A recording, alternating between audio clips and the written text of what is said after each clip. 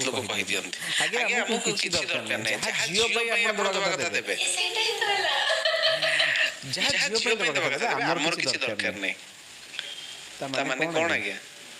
ଆପଣ directly ମାଗୁନାହାନ୍ତି, indirectly ମାଗୁଛନ୍ତି।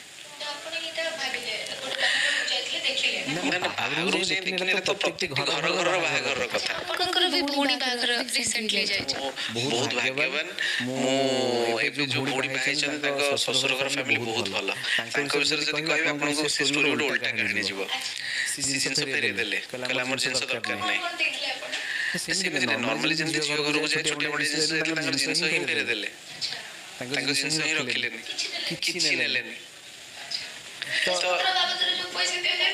Dress ପତ୍ର ବାବଦରେ ବି ପଇସା ସିଏ ନେଇନାହାନ୍ତି। ସତ କଥା ଆପଣ ବିଲିଭ୍ କରିବେନି, ମାନେ ବହୁତ ଲୁଚେଇକି ତାଙ୍କ ବାପା ଯେତେବେଳେ ଜଣେ ଟିଚର ଥିଲେ, ବହୁତ ଷ୍ଟ୍ରିକ୍ଟ ଲୋକ ଥିଲେ, ଆଉ ତାଙ୍କର କହିବା କଥା ଯାହା ତାଙ୍କ ଫ୍ୟାମିଲି ସେ ଯେତେ ସବୁ ବାହାଘର କରିଛନ୍ତି ତାଙ୍କର ଆଜି ପର୍ଯ୍ୟନ୍ତ କେହି କିଛି ନେଇନାହାନ୍ତି।